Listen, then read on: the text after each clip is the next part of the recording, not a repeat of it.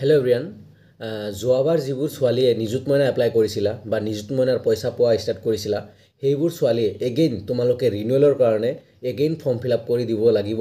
আজি 6 তাৰিখ আজিৰ পৰা ষ্টাৰ্ট হ'ব।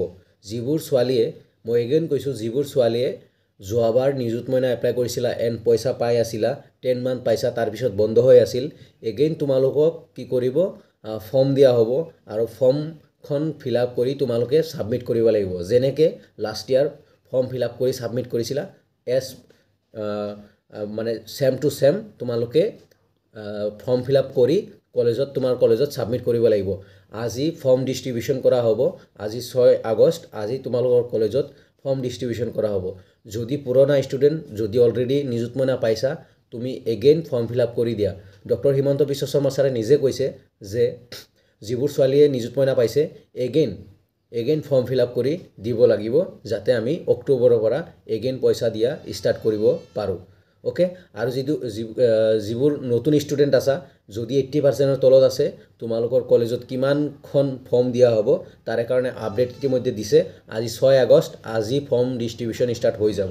চ' এগেইন কৈছোঁ পুৰণা ষ্টুডেণ্টবোৰে ৰিনিউৱেল কৰিব লাগিব। তাৰ কাৰণে ফৰ্ম এগেইন ফিল আপ কৰি ছাবমিট কৰিব লাগিব আৰু নতুনকৈ মানে যিবোৰ নতুন তোমালোকেও ফৰ্ম ফিল আপ কৰি তোমাৰ কলেজত দিব লাগিব। আজি প্ৰগ্ৰাম ষ্টাৰ্ট হ'ব ফৰ্ম ডিষ্ট্ৰিবিউশ্যন তাৰপিছত ফিল আপো ষ্টাৰ্ট হৈ যাব।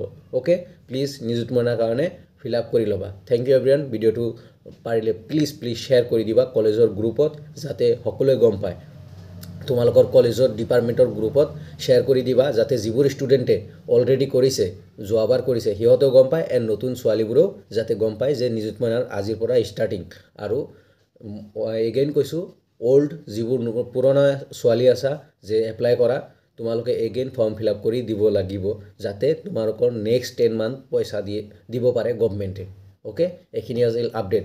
HS হওক বা ডিগ্ৰী হওক বা মাষ্টাৰ ডিগ্ৰী হওক গোটেইকেইটা মানে ইয়ৰ কাৰণে মানে গোটেইকেইটা HS হওক বা ডিগ্ৰী হওক বা মাষ্টাৰ ডিগ্ৰী হওক গোটেইকেইটা ক্লাছৰ কাৰণেই মানে ছেম ৰুল। যদি অলৰেডি এপ্লাই কৰিছে এগেইন তোমালোকে ফৰ্ম ফিল আপ কৰি দিব লাগিব HS ডিগ্ৰী মাষ্টাৰ ডিগ্ৰী গোটেইকেইটা।